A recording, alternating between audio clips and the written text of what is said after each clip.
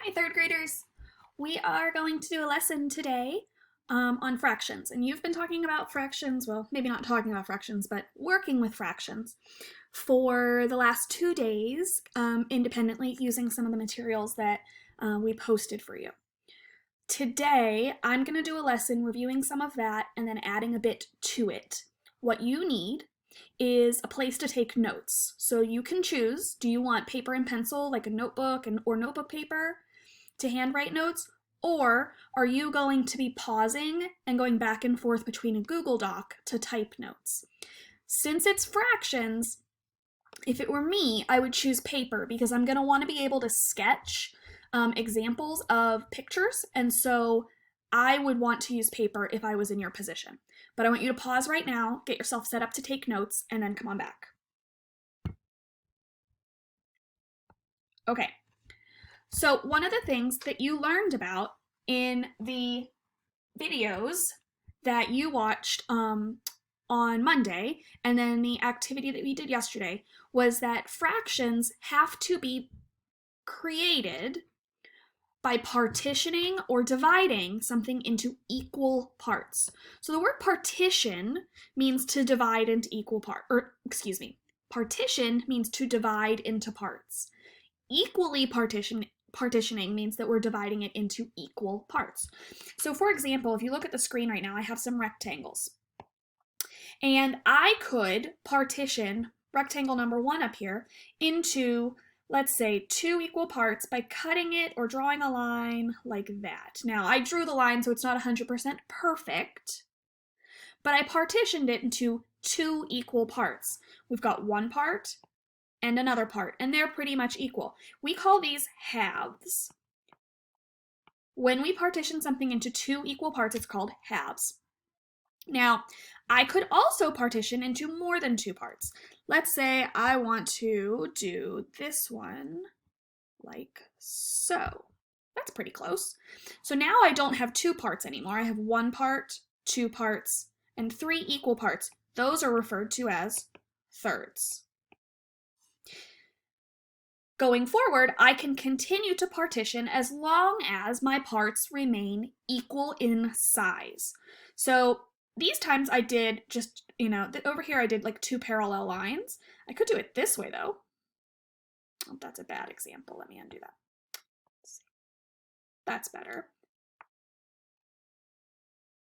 Now I've got 1, 2, 3, 4 equal parts. We refer to that as fourths. This goes on and on and on. I would say halves and thirds are the 2 words that often are the most confused because everything from fourths on up is that number with a THS at the end. So if I broke it into, let's say, sixths, let's see.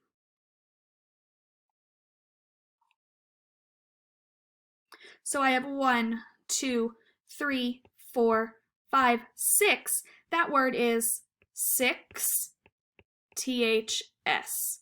And you know what? I need to now go back and make a change because I just a minute ago told you it's halves and thirds, but also fifths.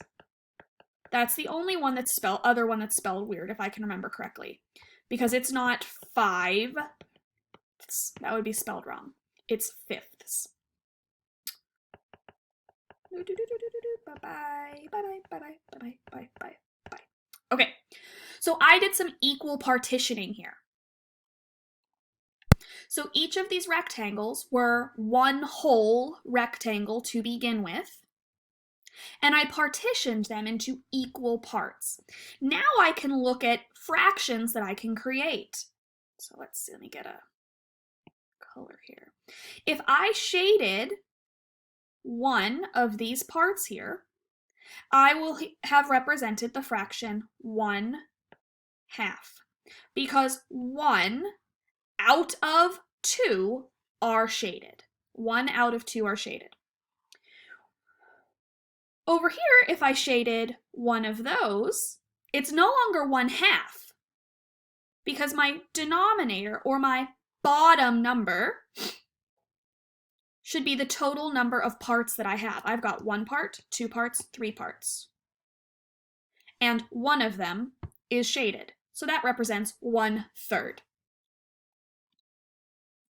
Down here, if I shade one part, I have 4 total parts, and one of them is shaded. So that represents the fraction 1/4. Now I'm going to throw a little wrench at you. I'm going to shade one of those. But the question I want to ask is, what fraction is not shaded? Well, I still have 6 parts. How many of them did I not shade?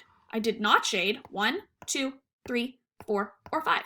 I did not shade 5/6 of them. I'm going to actually write that because I feel like since it doesn't match all the other ones, it could be confusing. So I'm going to put unshaded. Do you see how the denominator, the number on the bottom, represents how many equal partitions I have? But the numerator represents the part I'm referring to. Here, I was referring to how much was shaded. How many of my partitions are shaded? One of them. Over here, I've got 3 total parts. 1, 2, 3. So that's what goes on the bottom. But I have one part that is shaded. Over here, I have 4 total parts. 1, 2, 3, 4. However, only one of them is shaded. Now over here is where I got a little crazy. I still have 6 parts in all, but 1, 2, 3, 4, 5 of them are unshaded. So it's important for you to remember, and I would encourage you to write this down. Fractions must always, always, always represent a whole that is partitioned equally. Equally. Equally. That's important. You will be given problems in the very near future that ask you to find the picture that is correctly shaded as 1/3, for example. And, oops, lost my spot. And if I do it like this, 1/3 is not shaded there. That is incorrect because those parts are not equal. This part is significantly smaller than this part over here. If I did it this way and I shaded it, that would not equal 1/3 because this part is bigger than both of those outside arcs. Okay, that center is larger. If I really wanted it to be thirds, I picked a hard one. Thirds are not easy.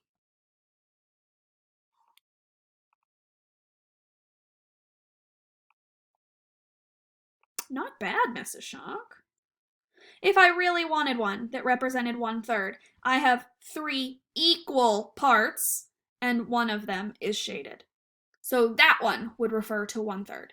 These ones, these are not a third because my parts, I have 3 parts, but they're not equal to each other. So now I want to talk to you about what a unit fraction is. A unit fraction is a fraction that represents just one part of the whole or the set. So 1 out of 2. 1 out of 4. 1 out of 9. Or 1 out of 13. I'm sure you notice that unit fractions always have a 1 on the top. If I have, let's say I've got a candy bar that is broken into 4ths, each one of those pieces is 1/4 of the candy bar.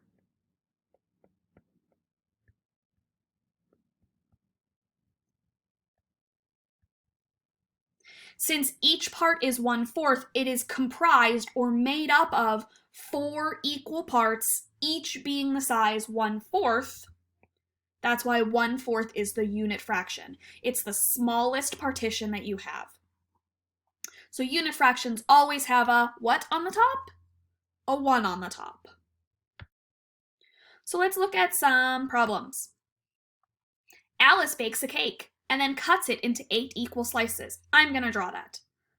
And I'm going to get fancy so that I make sure that I actually have a cake that is circular. Yes. Go, Mrs. Shock. And she cuts it into 8 equal slices.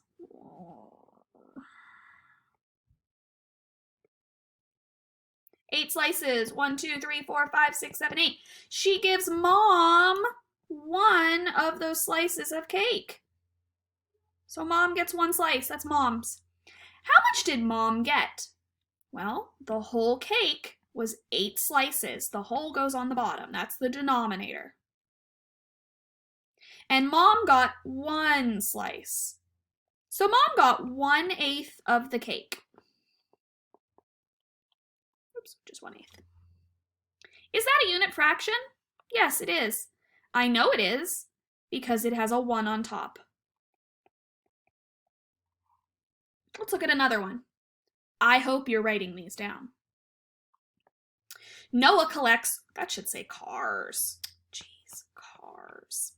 He has 10 cars from his collection with him on his trip to California. 7 of them are Ferraris. What fraction of his collection are Ferraris? Now, I can't draw cars. I can, however, draw rectangles. 1, 2, 3, 4, 5, 6, 7, 8, 9, 10. Those are all of Noah's cars. So this is an entire collection. That's the difference between a fraction as a whole and this is a fraction of a set. All the cars together are a set. Okay, I'm going to put an F inside the ones that are Ferraris. This is a Ferrari. This is a Ferrari. That's a Ferrari. Ferrari. Ferrari. Ferrari. That's 6. 7 Ferraris. So how many total cars does Noah have? He has 10. So that should be my denominator because the total or the whole is the denominator. It goes on the bottom. The question I'm asking is, what fraction are Ferraris? 1, 2, 3, 4, 5, 6, 7. That goes on the top. So 7/10 are Ferraris. Is that a unit fraction? Nope. The unit fraction here would be 1/10. Because it has to have a 1 on the top. Sometimes we'll be asked to sketch and draw, or sketch and shade, some fractions. So if I wanted to take my whole, this entire stick here is a whole. That's one whole rectangle. If I want to represent 2/3, I've got to cut it into thirds. I know that thirds means that I have to have 3 equal pieces. I'm going to do my best. That's pretty close. So that makes this is a third, this is a third, and that's a third. And I need to shade 2 of them. So that's 1/3, 2/3. 2/3 of that rectangle is shaded. Let's look at another one. How about 3/4? Well, that means I've got to break it into 4 equal parts. There's an easiest way for me to do that is to cut it in half and then try and cut the halves in half. That's how I try and get to fourths. So I have 1/4, another 4th, another 4th, and another 4th. And if I shade 3 of them, that is 3/4. Okay, 2 more. First, I'm going to break it by my denominator. So I have to have 6 equal parts. Ooh. As good as it's going to get right now. 1/6, 1/6, 1/6, 1/6, 1/6, 1/6. If I have 6 equal parts and 4 of them are shaded, it represents 4/6. Now my very last one, I have to break it into 2 equal parts, 2 halves. This is 1/2 and this is 1/2. So if I shade it, 1/2, 2 halves. Well, that means 2 halves is equal to 1 whole. All right, you have a little assignment that you're going to do to review this, and you have some more work on your project that you're going to do later this week. See you later, alligators.